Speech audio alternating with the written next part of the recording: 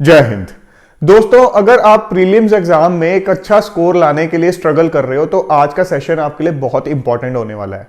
मेरे पीछे जो आप टेबल देख रहे हो, इसमें हमने पिछले कुछ सालों की जो जनरल कैटेगरी की प्रीलिम्स के अंदर कट ऑफ गई है वो मेंशन की है।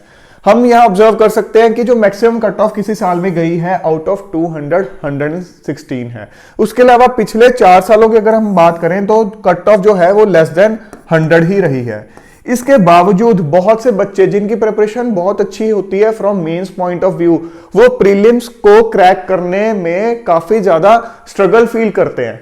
ऐसा क्यों होता है, आज के सेशन में हम डिस्कस करेंगे उसके कुछ की रीजंस और उनको हमें ओवरकम कैसे करना है वो भी आज के सेशन में हम डिस्कस करेंगे। अगर हम पिछले कुछ सालों का पैटर्न एनालाइज करें कट ऑफ का, तो हम कह सकते हैं कि अगर कोई बच्चा 120 का एम करता है तो वो एक सेफ जोन में है। आप ये नहीं कह सकते कि कट ऑफ 120 से ऊपर जा ही नहीं सकती। हो सकता है किसी साल पेपर बहुत इजी आ जाए तो कट ऑफ 120 से ऊपर चला जाए, बट जो पैटर्न पिछले कुछ सालों में आ रहा है हम उसके हिसाब से देख रहे हैं कि अगर उस लेवल का पैटर्न आता है तो अगर आपके मोर देन 120 वाली प्रिपरेशन है तो आप एक सेफ जोन में हो। आप ये मत सोचो कि ठीक है पिछले कुछ सालों में तो 100 से नीचे आ रही है, अगर मैं 100 से ऊपर हूं तो मैं सेफ जोन में हूं। नहीं, बिल्कुल बॉर्डर का एम नहीं करना चाहिए। इसका एम करोगे तो वर्स्ट के सिनेरियो में आपको पता है कि ठीक है मेरा उस दिन अगर दिन अच्छा नहीं भी होगा तो मैं 100-110 के बीच में भी अगर फॉल कर रहा हूं और इस लेवल का पेपर आ रहा है तो भी मेरा कट ऑफ क्लियर हो जाएगा। आप अगर अच्छी प्रिपरेशन कर रहे हो तो 100 में से क्या 60 क्वेश्चंस भी ऐसे नहीं होंगे जो आपको नहीं आते होंगे?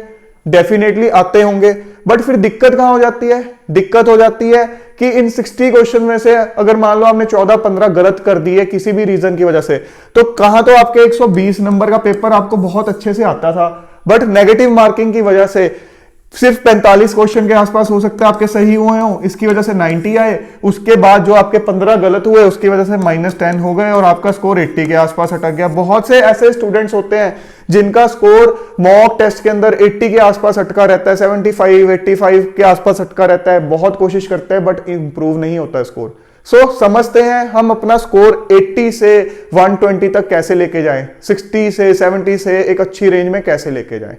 देखो, सबसे इंपॉर्टेंट चीज होती है कि आपको प्रैक्टिस करनी होती है बार बार, चाहे मॉक टेस्ट के थ्रू अलग अलग एमसीक्यूज प्रैक्टिस करो, ट्राई करो, आपको प्रैक्टिस करनी बहुत जरूरी है। तो जब आप मॉक टेस्ट दे रहे हो, अगर आप उसका एक डिटेल्ड एनालिसिस नहीं कर रहे हो तो वो मॉक टेस्ट आपके किसी काम के नहीं है। आप जस्ट अपना टाइम और पैसा वेस्ट कर रहे हो। अगर आप मॉक टेस्ट देने के बाद चाहे आपकी परफॉर्मेंस अच्छी नहीं है और अच्छी भी है तो भी आपको एनालिसिस करना है, और अगर नहीं है अच्छी उसमें तो आपको उसका एक अच्छे से एनालिसिस करना चाहिए और कुछ की पॉइंट्स डिराइव करने चाहिए। कौन कौन से उसको डिस्कस करते हैं। सबसे पहला, thinking time for each question. आपको ये देखना है जब आपने अपना मॉक टेस्ट दिया, मान लो आपके मार्क्स कम आए, आपने हर एक क्वेश्चन का एनालिसिस करना है। जो आपका सही हुआ वो तो चलो आपको देखना है कि हाँ मेरा सही हुआ, अगर तुक्के से कोई सही हुआ तो उसका भी एनालिसिस करना है कि ठीक है गलती से सही हो गया बट मेरी कमी कहां थी, और जो गलत हुआ है उसमें देखो कि मैंने क्या क्या गलती की। कुछ क्वेश्चंस में आप ये रियलाइज करोगे कि आप जो हर क्वेश्चन पे एक थिंकिंग टाइम लगाते हो, जितना टाइम उस क्वेश्चन को डिवोट करते हो, या तो आप कर रहे हो अंडर थिंकिंग, मतलब कम टाइम डिवोट कर रहे हो, क्वेश्चन थोड़ा डीप है, कॉन्सेप्चुअल है, जहां थोड़ा सा आपको एक इन डेप्थ एनालिसिस करना है क्वेश्चन को अटेम्प्ट करने से पहले, बट आप जल्दबाजी में वो आता हुआ क्वेश्चन भी गलत कर जाते हो। उस कॉन्सेप्ट के बारे में आपको पता था बट जल्दी जल्दी में एक्साइटमेंट में आपने वो क्वेश्चन अटेम्प्ट कर दिया। हो सकता है जो जहां आपको मल्टीपल जो पॉइंट्स होते हैं वो कोई आपने मिस आउट कर दिया, जो चॉइसेस होती है 1 2 3 4 करके स्टेटमेंट्स होती हैं उसमें कोई पॉइंट मिस कर दिया, बट एनी हाउ आप अंडर थिंकिंग करके उतना टाइम डिवोट ना करके जल्दबाजी कर देते हो, जो कि आपको अवॉइड करनी चाहिए। क्वेश्चन को बिल्कुल ठंडे दिमाग से पढ़ो कि पूछ क्या रहा है। उसके बाद कुछ क्वेश्चंस में आप कर देते हो ओवर थिंकिंग, वो भी चीज गलत है। एक्सट्रीम दोनों ही खराब है। ओवर थिंकिंग का क्या मतलब है कि कुछ क्वेश्चंस बड़े स्ट्रेट फॉरवर्ड होते हैं। कोई भी कॉम्पिटिटिव एग्जाम उठा लो, चाहे यूपीएससी का उठा लो, आईआईटी का उठा लो, हर क्वेश्चन पेपर के अंदर कुछ क्वेश्चंस ऐसे होंगे जो बिल्कुल बेसिक लेवल के क्वेश्चंस होंगे, डायरेक्ट एनसीईआरटी से पूछे हुए क्वेश्चंस होंगे, फैक्चुअल क्वेश्चन भी हो सकते हैं। तो आपको कई बार ऐसा हो जाता है कि यूपीएससी का पेपर है यार, इसमें इतना स्ट्रेट फॉरवर्ड क्वेश्चन कैसे आ गया, जेई का पेपर है कैसे आ गया स्ट्रेट फॉरवर्ड क्वेश्चन। आते हैं, क्वेश्चन को एक तरह से डिवाइड किया गया होता है इजी, मॉडरेट, डिफिकल्ट क्वेश्चंस के अंदर। तो आपके सामने अगर इजी क्वेश्चन आया है और अगर आपको खुद पे कॉन्फिडेंस है, आपको अपने कॉन्सेप्ट्स पे कॉन्फिडेंस है, तो आप ये नहीं सोचोगे कि हाँ इजी क्वेश्चन है, इसका आंसर ये नहीं होगा, शायद कुछ और हो सकता है। उस चक्कर में कई बार आप ज्यादा ओवरथिंक करके उसको गलत कर देते हो। कॉन्सेप्ट्स में क्लैरिटी होगी तो ना तो आप ओवरथिंक करोगे ना अंडरथिंक करोगे। सो इन दोनों चीजों से आपको बचना है, क्योंकि इन दोनों चीजों के कारण आपके आते जाते क्वेश्चंस में भी नेगेटिव मार्किंग हो जाती है। उसके अलावा टेंडेंसी टू ओवर अटेम्प्ट। अब होता क्या है, कई बार आप एक अच्छा रिदम बना के पेपर अटेम्प्ट कर रहे हो, आपको कुछ क्वेश्चंस आते थे, आप करते जा रहे हो। अब आप ये नहीं देखते हो कि कितने क्वेश्चंस मैं ऐसे अटेम्प्ट कर चुका हूं जो कि मुझे पता है कि 100% मेरे सही हैं। आपको लालच आ जाता है कि हाँ मैं ये कुछ और क्वेश्चंस हैं जिसमें मैं थोड़ा डाउटफुल हूं, बट मैं कर देता हूं अटेम्प्ट, रिस्क ले लेता हूं। उस चक्कर में क्या होता है कि पहले तो जब आप अपना पेपर कर रहे होते हो एक सेफ जोन में जा रहे होते हो, बट ऐसी एक टेंडेंसी के साथ आप खुद को एक वापस बैक ट्रैक कर लेते हो दूसरे अनसेफ जोन के अंदर, जिसकी वजह से आप कई बार कट ऑफ नहीं क्लियर कर पाते। यहां पे मैं आपको क्वेश्चन पेपर को अटेम्प्ट करने की एक स्ट्रेटेजी एडवाइस करूंगा जो कि आपके डेफिनेटली काम आएगी। उसको आप अपनी आदत का पार्ट बना लो।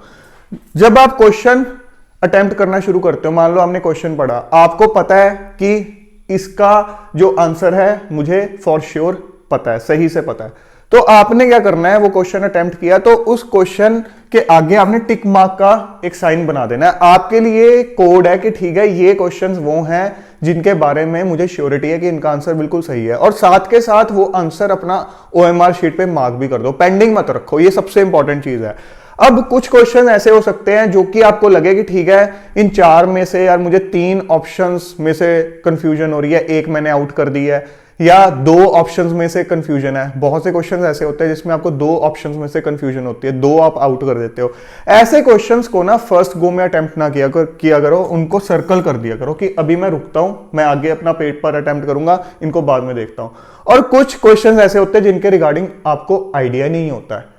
ऐसे क्वेश्चंस के रिगार्डिंग एक इंपॉर्टेंट चीज है जो कि यहां मैंने लिखी हुई है, वो क्या है, leaving question without complete reading. कई क्वेश्चन ऐसे होंगे जब आप ऊपर की लाइन पढ़ोगे क्वेश्चन की, आपको लगेगा यार ये तो मैंने कहीं शायद पढ़ा ही नहीं है, मेरे को आइडिया नहीं है। आप ऑप्शंस ही कई बार आगे उसके नहीं देखते हो। कई बार ऑप्शंस इस तरह की होती है जो कि एलिमिनेशन मेथड से आपको उसका आंसर अटेम्प्ट करने में हेल्प कर सकती हैं। हो सकता है उनमें से कुछ ऑप्शंस ऐसे ही हों जो कि आपने कहीं ना कहीं पढ़ी है, उनके रिगार्डिंग आपको आइडिया, मान लो उसमें लिखा हो कि which of the above statements are correct. अब कुछ स्टेटमेंट्स का आपको आइडिया है, कुछ का नहीं है। अब जिसके बारे में आइडिया है आप उनको टिक कर लो कि हाँ ये स्टेटमेंट्स तो सही हैं। जो ऑप्शंस होंगी ना ABCD, कई बार ऐसा कॉम्बिनेशन होता है कि जिन स्टेटमेंट्स के रिगार्डिंग आपको श्योरिटी होती है ना, उनके रेफरेंस में सिर्फ एक ही ऑप्शन या एक ही कॉम्बिनेशन बन रहा होता है, तो बाकी 2-3 स्टेटमेंट्स का अगर आपको आइडिया नहीं भी है तो भी आप अटेम्प्ट कर पाते हो ऐसे क्वेश्चंस को। ऐसे क्वेश्चंस तो आपको ध्यान से करने ही है। तो वो क्वेश्चन आप तभी कर पाओगे जब हर क्वेश्चन को, चाहे आपको वो आता है या नहीं आता, बट पढ़ एक बार कंप्लीटली रहे हो। तो in spite of complete reading, अगर कोई क्वेश्चन ऐसा है जिसके रिगार्डिंग आप बिल्कुल ब्लैंक हो, उसके आगे तो क्रॉस का साइन मार दो कि ये तो मैंने करना ही नहीं है, अब इसकी तरफ तो मुझे दोबारा देखना ही नहीं है। तो जब आप पूरा का पूरा अपना एक बार 100 के 100 क्वेश्चंस पढ़ लेते हो, पूरा का पूरा पेपर, तो उसके बाद एक बार हमने फटाफट ओवरव्यू ले लेना है। उसमें बहुत ज्यादा टाइम नहीं लगता, आपको सुनने में हो सकता लगे कि यार पेपर में इतना टाइम कहां होगा, जीएस के पेपर में इतना टाइम होता है। अब फटाफट एक बार देख लो कि कितने क्वेश्चंस ऐसे हैं जिन पे मैंने टिक मार रखा है, कि मतलब ये क्वेश्चंस ऐसे हैं जिसको मैंने पूरी श्योरिटी के साथ अटेम्प्ट किया है। हो सकता है ऐसे क्वेश्चंस हो आपके 50 to 55। अब आपको पता है कि मैंने 100 to 110 मार्क्स का जो पेपर है वो सही अटेम्प्ट किया है, अनलेस आपने कोई मार्किंग में गलती कर दी है। अब क्वेश्चंस कुछ ऐसे आप देख सकते हो जिनके रिगार्डिंग आप कंफ्यूजन में थे कि यार इनको मैं अटेम्प्ट करूं या ना करूं। अब आपको थोड़ा कैलकुलेटेड रिस्क लेना होगा। अभी तक आपने पेपर अटेम्प्ट कर लिया पूरा, आपको अपने एक्सपीरियंस से समझ आ गया कि पेपर का लेवल है क्या, बहुत इजी है या फिर बहुत डिफिकल्ट है। तो आपको कहीं ना कहीं थोड़ा सा पैटर्न कट ऑफ का थोड़ा थोड़ा आइडिया होता है। आप प्रिसाइजली नहीं बता सकते, बट आपको होता है कि मैं अभी सेफ जोन में हूं या नहीं हूं। अब किसी बच्चे के मान लो फर्स्ट गो में नंबर ही सारे 80 बन रहे हैं, उसको पता है कि मैं अभी तो अनसेफ जोन में हूं, तो अभी तो मुझे इन क्वेश्चंस में अच्छा खासा रिस्क लेना पड़ेगा। तो उनको इस तरह के क्वेश्चंस ज्यादा अटेम्प्ट करने पड़ेंगे और देखना पड़ेगा कि इन सब में से भी मैं कौन से करूंगा। सारे तो कर नहीं पाओगे, वो तो गलत हो जाएगा। अब इन बच्चों को बड़ा ध्यान से इन क्वेश्चंस को टैकल करना है। सिर्फ इनमें से वही क्वेश्चंस उठाओ जिनके रिगार्डिंग आपको लगता है यार जो ऑप्शन मुझे लग रही है उसके चांसेस 80-90% है। ज्यादा रिस्क मत लो, अदरवाइज आप अनसेफ जोन में चले जाओगे। ये गलती बहुत बच्चे करते हैं, इस चीज को पेपर अटेम्प्ट करते हुए वैल्यूएट नहीं करते और कहीं ना कहीं वो ओवर अटेम्प्ट वाली दिक्कत हो जाती है और पेपर आते हुए भी, अच्छी प्रिपरेशन होते हुए भी प्रीलिम्स क्लियर नहीं कर पाते। इंपॉर्टेंट पॉइंट है जिसको आपको ध्यान में रखना है। अब आइडेंटिफाइंग वीक एरियाज, अब ये तो इंपॉर्टेंट है ही। जब भी आप कोई मॉक अपना टेस्ट देते हो तो उसके बाद ये देखो कि मेरे वीक एरियाज कौन से हैं। एक मॉक टेस्ट देने के बाद हो सकता है आपको ना पता चले, बट मल्टीपल टाइम्स जब आप मॉक टेस्ट में फेलियर फेस कर रहे हो, कम मार्क्स आ रहे हैं, तो देखो, बार बार रिपीटेडली देखो, हर क्वेश्चन को एनालाइज करो कि किस क्वेश्चन में मेरी इनमें से कोई गलती रही थी तो मैं उसको सुधारूं, किसी में मैंने ओवर अटेम्प्ट किया उसको सुधारूं, अगर किसी के अंदर मेरी कॉन्सेप्चुअल क्लैरिटी में कमी थी मैं उसको ओवरकम करूं। आप में से बहुत से बच्चे ऐसे होंगे जिन्होंने बहुत हार्ड वर्क किया होगा, हिस्ट्री बड़े अच्छे से पढ़ी है, पॉलिटी अच्छे से पढ़ी है, ज्योग्राफी अच्छे से पढ़ी है। हो सकता है आप स्टैटिक पार्ट को डायनेमिक पार्ट जो कि आपका करंट अफेयर्स है उसके साथ रिलेट करके, कनेक्ट करके नहीं पढ़ रहे हो और वहीं कहीं ना कहीं मार खा रहे हो अपना पेपर देते हुए, तो उसके ऊपर काम करो। ये जरूरी नहीं है कि आपने तैयारी बहुत अच्छी की है बट पेपर के पॉइंट ऑफ व्यू से आपकी तैयारी बिल्कुल परफेक्ट हो, वो आपको पता चलता है मॉक टेस्ट देने के बाद। तो अपने वीक एरियाज को आइडेंटिफाई करना बहुत जरूरी है, वो तभी कर पाओगे जब हर क्वेश्चन का इन डेप्थ एनालिसिस करोगे। सो जब आप इस तरह से स्ट्रेटेजी अपनी रखोगे ना, धीरे धीरे आपको खुद ही दिखना शुरू हो जाएगा कि मेरा जो एक मार्क्स हैं वो कहीं ना कहीं इंप्रूव हो रहे हैं और डेफिनेटली मैं एक सेफ जोन में जा रहा हूं। ये चीज प्रैक्टिस के साथ होगी, रातों रात नहीं होगी। और मैं ये भी नहीं कह सकता कि आप इस तरह से एक तैयारी कर लो तो सडनली जब आप पहली बार प्रीलिम्स का कोई पेपर देने जाओगे उसमें आपके इतने मार्क्स आ जाएंगे। सो फ्रेंड्स, आई होप आज के सेशन से आपको क्लैरिटी हो गई है कि किस तरह से आपको अपने स्कोर को एक लो स्कोर से एक हाई स्कोर में लेके जाना है, सो दैट आप प्रीलिम्स पॉइंट ऑफ व्यू से एक बिल्कुल कंफर्टेबल जोन के अंदर फॉल करो। सो जल्द मिलेंगे एक और नए और इंपॉर्टेंट सेशन के साथ। Till then keep grinding yourself and stay fit and healthy. Jai Hind.